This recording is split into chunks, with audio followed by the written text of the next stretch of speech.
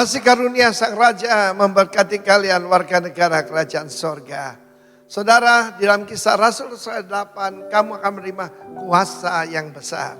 Tetapi Kisah Rasul 8 ayat 1, apa yang terjadi setelah kuasa besar itu? Penganiayaan yang besar, penganiayaan hebat. Dan apa akibatnya penganiayaan itu? Dan pemimpinnya salah satunya adalah Saul dari Tarsus, yang dengan intervensi Tuhan menjadi Rasul Paulus yang hebat itu. Firman Allah mengatakan mereka semua kecuali rasul-rasul tersebar. Diaspero seperti benih yang ditabur ke seluruh daerah Yudea dan Samaria. Karena tadi yang cuma di Yerusalem. Rencana Tuhan ragi yang bisa mengembangkan adonan itu tidak ada di satu tempat. Tetapi harus sampai 3 sukat sampai khamir seluruhnya. 3 sukat itu ternyata besar sekali, saudara, adonan yang sangat besar.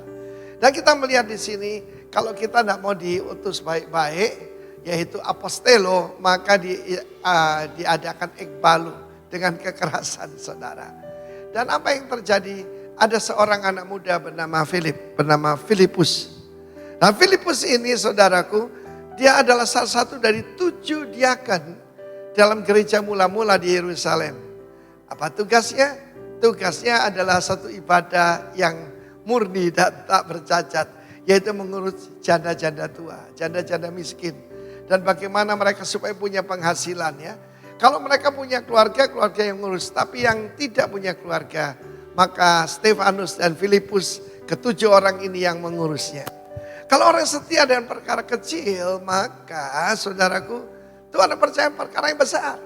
Mereka sudah penuh Roh Kudus, mereka penuh firman Allah, penuh dengan hikmat. Tetapi kalau cuma ada di Yerusalem, impactnya kurang, dampaknya kurang. Dan sampailah dia ke daerah Samaria.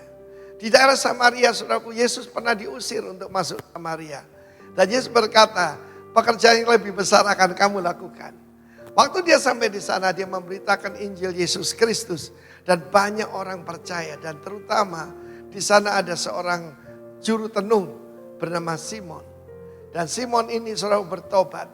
Dan pada saat itu dia juga mengundang Petrus dan Yohanes. Dan banyak orang yang menjadi percaya dibaptis dalam Roh Kudus. Dan kuasa Tuhan terus mengembang kemana-mana, saudara. Filipus ini luar biasa, saudaraku. Dan dari situ dia dipimpin Roh Kudus. Barang siapa dipimpin Roh Kudus adalah putra Allah. Amin. Every son of God was led by the Holy Spirit. Dan dia dibawa ke tempat sepi dan disitulah dia bertemu dengan seorang sida-sida. Sida-sida itu Yunak, orang Kebiri. Ya, dari dia bendahara dari Sri Kandake, ratu dari Ethiopia.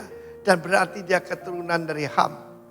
Ham itu keturunannya ada Mesir ya. Ada Put, Lut, ada juga saudaraku Sheba dan sebagainya.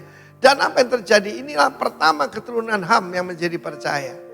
Dan setelah itu dia diraibkan. Pergi kemana? Bukan kembali Yerusalem. Tetapi ke Asdod, saudara. Asdod itu jalur Gaza, saudaraku. So bayangkan orang Yahudi Kristen ada di jalur Gaza.